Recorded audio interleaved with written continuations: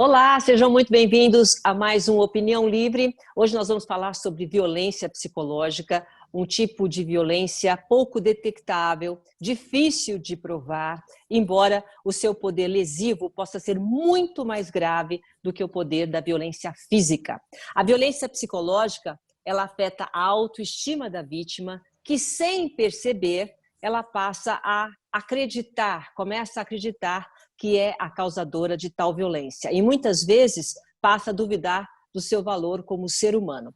E olha só, segundo o jornal É o País, na edição de 31 de março de 2017, a desvalorização e a culpa são os grandes protagonistas de um fino trabalho de distorção da realidade, tal que a pessoa passa a crer que merece o acontecido. Então, a pessoa começa a acreditar que ela é a causadora daquela violência, né?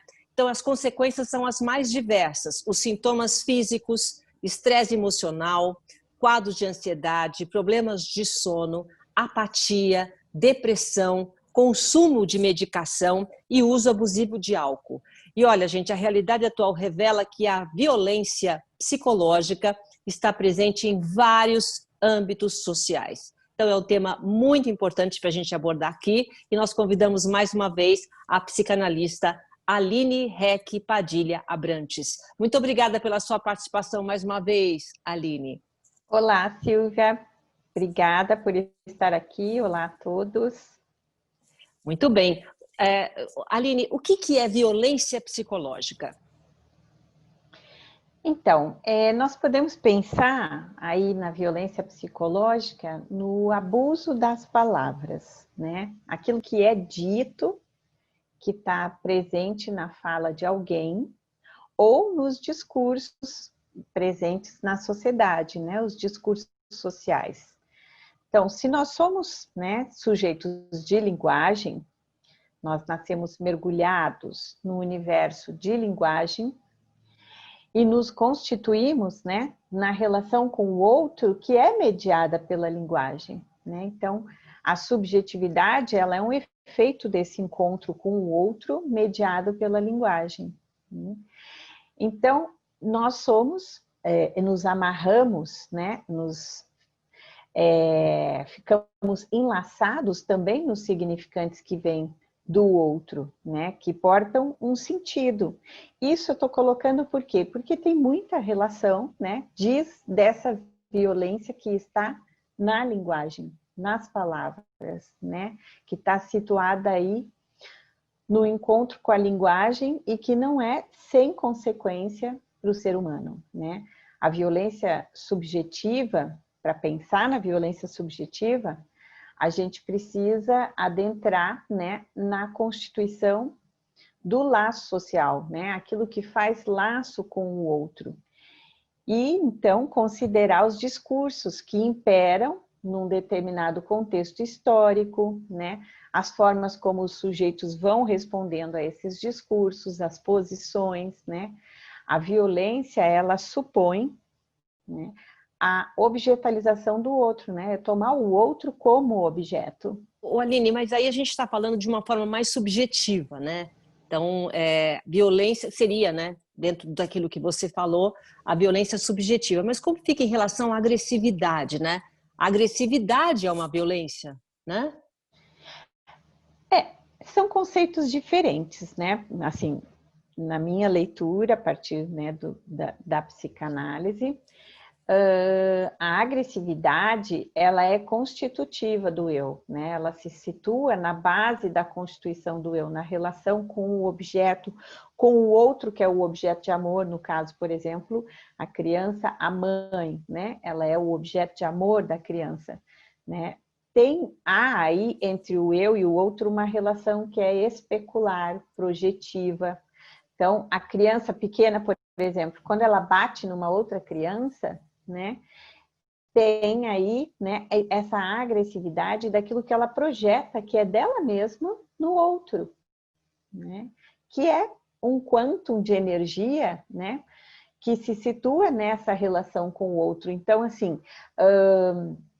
a inveja, a gente pode dizer, o ódio, né, que são sentimentos que a gente tem na relação com o outro, né, E isso diz dessa agressividade que é constitutiva, que faz parte, né, da nossa constituição, então faz parte do nosso eu, né? Então, a pulsão agressiva, ela é constitutiva, ela faz parte, mas ela pode ser recalcada, pode ser sublimada, né? Assim, a pulsão, ela precisa, o objetivo da pulsão é atingir o prazer, né? Mas as formas, né, como isso vai, esse escoamento da pulsão vai acontecer, pode ser de outras formas que não propriamente com a agressividade. Quando vai para o ato, para a agressividade, aí já não é mais, né, uma agressividade, é uma agressão, né, que é diferente. A agressão seria, então, uma materialização disso, né? Quando você vai ao ato, você tem ódio de uma pessoa e, sei lá, então, agride fisicamente essa pessoa, isso é uma agressão. Aí não é a agressividade, né? Agora, a violência, ela também não é a coisa que é a agressividade, né? A violência, ela é um fenômeno que diz do laço social, o laço que a gente estabelece, né? Entre você e outra pessoa, entre um grupo, né? Na polis, né? Os laços que se estabelecem e os discursos que imperam aí, num determinado contexto histórico, né? Numa época, né? Isso tudo depende da história, daquele contexto daquela sociedade, né? O Freud tem um trabalho que se chama Mal-Estar na Civilização, que é de 1930, né? E que ele coloca que o mal-estar é um conjunto de impasses próprios da civilização, da cultura, né? Então, as diferenças de classe, a educação, ele coloca enquanto impossível, porque não realiza os ideais. Não adianta você, né, ficar buscando um ideal que você não vai encontrar esse ideal, mas nem por isso a sociedade deixa de construir esses ideais, né? Então, tem aí uma certa dissociação, né, entre a ética e a política, a precariedade das normas e as leis, né? O mal-estar, quando a gente fala assim, mal-estar, né? Eu não estou falando de uma dor que eu sinto, né? Não necessariamente isso, mas é a expressão da experiência de ser e estar no mundo. E no mundo nós estamos todos juntos, né? Todos fazemos parte dessa bola chamada Terra, né? E agora, mais ainda com o vírus, a gente vê o quanto, né, isso é importante, né? A gente ter consciência de que vivemos num coletivo, né? E que não tem como a gente apertar o botãozinho do eject e dizer, tô fora, né? Você precisa viver aí, né? Então, a civilização, ela é fundada numa renúncia dessa satisfação pulsional, né? Nós temos que renunciar uma parcela da pulsão para que a gente possa construir bens culturais, né? Para que a gente possa viver em sociedade, né? Para que a gente possa dividir espaços, reconhecer que o outro tem necessidades e desejos que são diferentes, né? Mas por que eu estou falando, né, disso, dessa questão do mal-estar, né? Que é um sofrimento humano, né? Porque a gente reconhece que nós não vamos dominar a natureza, porque nós somos frágeis, que a gente envelhece, a gente morre, enfim.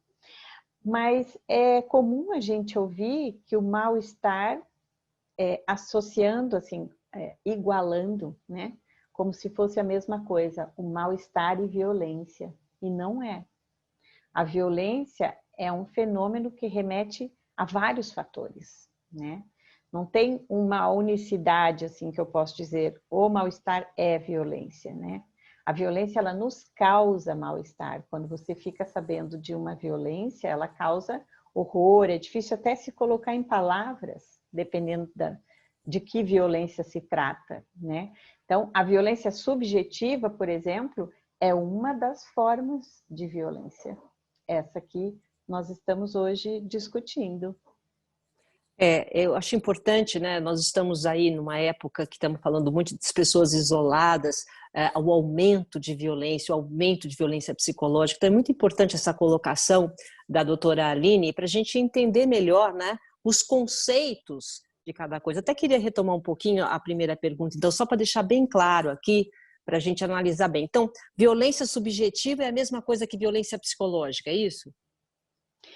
Então, para mim, o ponto central aí, né, é a questão do abuso das palavras. E aí, tanto, né, são nomeações que estão relacionadas a toda uma questão conceitual, mas que vou pegar o ponto central é esse, é o abuso das palavras, né? E aí eu me refiro à violência subjetiva, sustentada, né, no que o Zizek, que é um filósofo, né, coloca como a violência subjetiva é aquela que é exercida entre as pessoas, né, e que está presente aí nas palavras, né? Não é somente aquela violência que tem um ato, né, que tem uma agressão, mas é a que está presente nas palavras. Então, por exemplo, um casal, quando o marido diz para a esposa, né, por alguma situação, sei lá, algo que acontece em casa e que ela cometeu algum erro, alguma, né? E aí ele fala para ela que ela não serve para nada, que ela é uma inútil, que ela é uma burra, uma imprestável, enfim. Isso se trata de uma violência subjetiva, né? Entendi. Pelo menos nessa leitura que eu estou fazendo, é disso que se trata, né? É quando você exerce uma violência com as palavras, né? E coloca o outro no lugar de objeto. Você diminui a pessoa, né? Sim, nesse caso aí, né, diminuindo a pessoa, esse exemplo que eu disse, né? Então, é muito importante para a gente, isso é muito importante para a gente pensar na realidade atual, né? Em relação às palavras, ao que é dito, porque a sociedade tem estruturas que são permanentemente violentas nas relações sociais, né? A discriminação, na humilhação, na subalternização do outro. Por exemplo, a violência, ela pressupõe um conceito de lei, né? Então a gente logo pensa, violência é violar a regra que está instituída, é violar a lei, né? Sim, mas não só, né? A gente também pode pensar que, né, e é importante pensar, que a instituição da própria lei também é um ato violento, né? O que eu estou querendo dizer? Por exemplo, colonizar não é um ato violento, né? É uma violência à cultura daquele povo, daquele grupo, né? A forma de viver deles. Então, a colonização, que é uma certa instituição de lei, mas de um grupo exercendo sobre outro, né? Isso Uhum. é uma violência também. É como se fosse alguém na sua casa e dissesse, né? A partir de agora você vai mudar seus hábitos, seus costumes, sua crença, esquecer sua Verdade. história, sem escutar o que você, né, pensa disso, se você concorda ou não, né, sem te considerar enquanto sujeito. Então você não tem escolha, fica nesse lugar de objeto. Isso é a violência estrutural que está na estrutura da sociedade, né? Então, outro exemplo, né, é o que esse exemplo que eu coloquei da colonização, né, a gente pode pensar em relação aos índios, né? É o que Uhum. há muito tempo a gente, né, o homem branco, né, vem fazendo com os índios, né? Um outro exemplo seria, por exemplo, uma mulher, né, que ao ser estuprada, depois ela escuta frases do tipo, né? Também o que você estava fazendo naquele local, né? As pessoas comentam, né? Mas e a roupa que ela estava usando, né? Aí vem a culpa, né? São discursos que até deslocam ela do lugar de vítima para o lugar de a culpa de quem ela que foi a que provocou o ato, né? Então, nesse caso, a mulher tem na sociedade, né, ela fica nesse lugar, né, de culpada, onde ela acaba, da mesma forma, nesse lugar de objeto, porque ela não tem escolha da roupa que ela quer usar, do lugar onde ela vai circular, né? Porque no discurso da sociedade, ela precisa não circular em determinado lugar, não usar determinada roupa. Isso é uma violência também.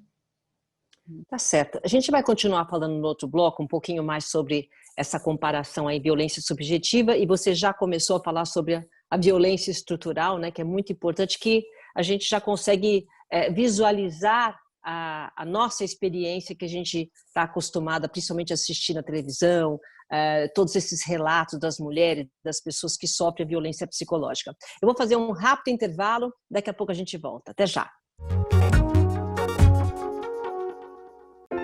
O Vitor sempre falava que queria ser doador de órgãos, e eu apoiava. Nada prepara a gente para aquele momento de dor. Na hora que os médicos perguntaram, não foi fácil decidir. Mas saber que outras famílias seriam ajudadas me fez dizer sim à doação de órgãos. Meu nome é Márcia, eu sou mãe do Vitor, doador. A vida continua. Converse com a sua família sobre ser doador de órgãos. Estamos de volta, o Opinião Livre de hoje, conversando com a psicanalista Aline Heck Padilha Abrantes. O nosso tema é violência psicológica. E a gente terminou o primeiro bloco fazendo, né, Aline, uma comparação entre violência subjetiva, uma relação, né, entre a violência subjetiva e a violência estrutural. Eu queria que você terminasse e concluísse essa comparação aí que você estava fazendo. Tem toda uma relação, né, entre a violência subjetiva e a violência estrutural, né? Porque se a gente quer evitar a violência subjetiva, né, nós precisamos rever a violência estrutural. A violência estrutural, muito bem. Já Porque aprendi. O uso das palavras, né, eles contêm uma ideologia, eles portam um sentido que está nos discursos. Há aí nessa relação também uma violência simbólica, né? O próprio uso das palavras contém uma ideologia, um preconceito, carrega um sentido, né? Há uma lei que se coloca na própria estrutura da linguagem, né? Por exemplo, o português, né? Se você está numa sala com muitas mulheres e 2 homens, e você chega na sala e vai dar as boas-vindas, você diz bom dia a todos, né? Uhum. Você não fala bom dia a todas, apesar de a maioria ali ser mulher e a verdade. minoria Tendo um homem. Tendo um homem, a gente já passa para o masculino. O plural é masculino. Então, se percebe que há aí uma reafirmação da superioridade masculina até na própria língua mesmo, né? No português. Verdade. É comum, né? Outro exemplo aí para pensar nessas questões, na violência subjetiva, a violência estrutural e a simbólica que está aí, é comum a gente ver, assim, caso de alguma pessoa homossexual andando na rua e daí passa um grupo de jovens que comete, né, o ato, né, falam, né, passam para ele, falam por ele, falam assim, sua mulherzinha, né. Essa fala, ela carrega não só o preconceito a ele, né, a escolha dele ali, né, mas também marca esse lugar pejorativo da mulher. Verdade. Boa análise, né? Então, a violência subjetiva, ela é um efeito da violência estrutural. E a violência simbólica, ela está articulada aí, né? Ela é fala, é linguagem, discurso. Se a gente quiser pensar sobre a violência subjetiva, nós precisamos fazer uma discussão sobre a violência estrutural, porque é ela que sustenta, né? São os discursos que circulam na sociedade que sustentam a violência subjetiva. Então, um outro uma outra situação, né, que tem, e aí tem toda uma questão histórica, né, sempre que a gente fala em violência estrutural, a gente precisa pensar na história, né, por exemplo, em relação à violência simbólica que está articulada aí, são três formas de tipos, né, formas de violência. Uma pessoa, né, uma pessoa que trabalha num prédio, por exemplo, por que ela precisa usar o elevador de serviço? Isso não deixa de ser uma violência Conceito, também, violência, uma violência violência psicológica. simbólica, Uhum. exatamente. Porque isso tem toda uma história, né, dos serviçais, do lugar que os serviçais tinham na sociedade, mas que até hoje Até está hoje. presente, está na estrutura, está nos discursos, nessa violência simbólica, né, de que a pessoa que trabalha, ela é uma funcionária, ela não pode pegar o mesmo elevador que os outros. Então, ela não tem a liberdade de escolha. Ela fica aí da Entendi. mesma forma, colocada nesse lugar de objeto. Então, assim, não há como a gente pensar essas formas de violência separadamente, né? Se a mulher sofre a violência subjetiva em casa, nesse espaço privado, que é dentro de casa, né, privado do casal, isso está atravessado pelos discursos, né, que estão presentes na sociedade, pela estrutura, pela violência estrutural que sustenta que o homem possa, em casa, olhar para a mulher e xingar, falar, enfim, chamar ela de várias coisas que sejam humilhantes, né, que sejam pejorativas, enfim, que coloque ela nesse lugar de objeto. Agora, Aline, essa explicação que você está me falando me faz lembrar um pouco do tão falado discurso do ódio, né? O que é o discurso do ódio que todo mundo fala tanto? Então, é o que está presente, né? Parece bem presente na nossa Sim, sociedade, sim. né? E o discurso do ódio, ele tem um conteúdo, né? Que é acabar com o outro. Acabar com a diferença. A diferença do outro não é suportável, né? No discurso do ódio não tem espaço para a diferença do outro. É como um espelhamento, né? Eu me identifico com quem é igual a mim ou quem pensa igual a mim e não tolero o diferente, né? O Então, quando diferente eu não precisa tolero o ser, diferente, é um discurso do ódio, é isso? sim, porque Uhum. cai nisso, né? Ele forma uma força, ele toma uma dimensão de realmente exterminar, né? Há algo de uma normatização imposta e isso é violência, né? Como se o normal é o que está dentro daquilo que eu coloco como normal Entendi. e o que está fora disso, né? É uma violência do opressor sobre o oprimido, né? E a normalização aí colocada como a norma sendo aquela do opressor, né? Então, o que nós vivemos no Brasil não é somente uma crise política e econômica, é uma crise da palavra, né? Tem uma certa naturalização da violência, né? Como se as palavras ditas, por mais violentas que fossem, elas se esvaziassem, né? Perdem o sentido, não é valorizado, não é tomado como endereçamento, né? O ódio que é endereçado a uma mulher, por exemplo, né? Se isso aparece nas mídias, etc., as outras mulheres, né? Não tomam isso como algo endereçado à mulher, porque quando é endereçado a uma única, isso significa o lugar que as mulheres têm na sociedade, né? Isso mostra, e é algo para que todas possam pensar, né? Que lugar a mulher tem naquela determinada sociedade, né? Uhum.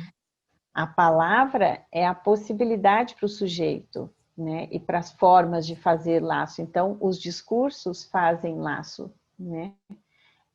E o discurso do ódio, né? É o que propõe que aquilo que é diferente, ele não vai né?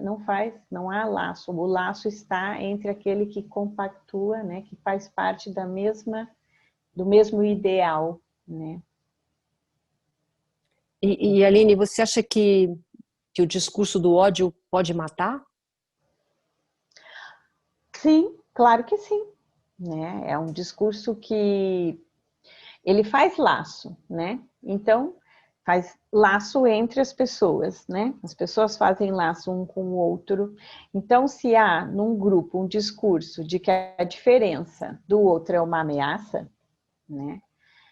E que essa é uma ameaça porque ela ameaça a existência desse grupo, né? Pela própria diferença, né? Porque sai fora da norma. E isso pode sim impulsionar o ato, né? É o que a gente está testemunhando, né? Por exemplo, o Brasil é um dos países que mais mata travestis, Ah, é? pessoas Tá trans no no primeiro mundo. do... Eu achei que fosse, olha, eu achei que fosse a Rússia.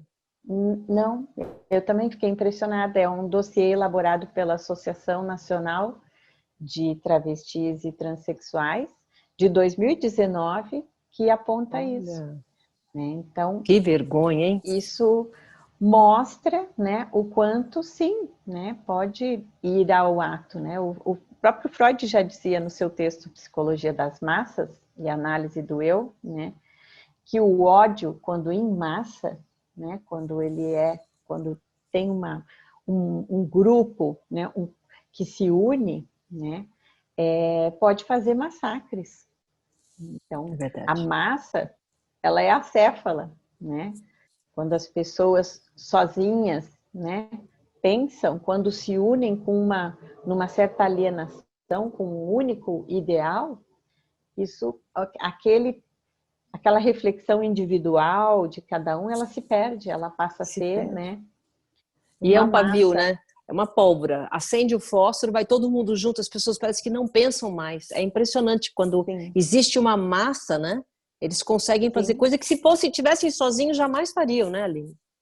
sim. O ódio em massa, ele é um exercício pulsional de destruição mesmo. Ele vai para o ato e não passa pelo juízo de valor, né? Se perde aí, né? É realmente muito destrutivo. Agora, você acha que para uma saída para esse discurso do ódio pode ser a empatia? Se pensarmos na normalização, né, nós podemos chegar a algo de não quero saber, né, assim, numa certa, que é algo normalizar esse discurso do ódio, né? Muitas pessoas tomam essa posição de normalizar como, não vou dar bola para isso, não quero saber disso, que eu penso em não quero escutar isso, né? Ser empático com alguém, né, pressupõe você se colocar no lugar desta pessoa, né?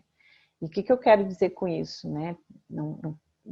Claro que não é possível a gente estar no lugar de outra pessoa, mas se colocar no lugar de outro é ouvir esse outro, né? É poder ouvir qual é a demanda desse outro a partir da minha perspectiva, né?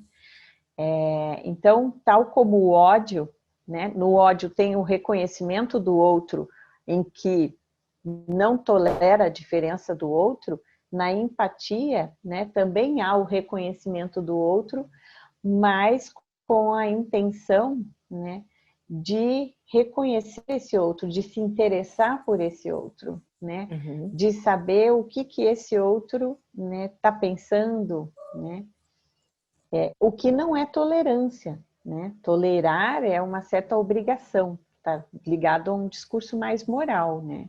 O interesse pelo outro é de outra ordem, é querer escutar, é querer saber por que ele pensa assim e não pensa de outro jeito, qual o caminho que ele percorreu para chegar ao que ele está pensando, por que defende esse discurso e não defende outro, né? É poder abrir espaço para o diálogo. E isso é muito importante, né? Poder escutar o outro, a diferença, o que pode ter como efeito uma abertura de brechas, de possibilidades, né, que sejam diferentes desse individualismo do discurso do ódio que fica numa dicotomia entre o bem e o mal, nós e eles, né? Então, é poder fazer buracos aí e sair disso, né? Nós precisamos nos questionar como é que nós chegamos a isso, né? Como que a nossa sociedade chegou aí, né? Então, certo. isso implica em cada um se questionar também, né? Bom, a democracia é a possibilidade de respeitar a diversidade, né? De pluralizar, de diversificar. Então, se queremos a democracia, temos que mudar muita coisa. Aline, infelizmente nós não temos mais tempo. Olha, muito obrigada mais uma vez pela sua participação aqui no Opinião Livre, tá? Obrigada eu, Silvia, pelo convite. Até a próxima. Até a próxima, pessoal. Tchau.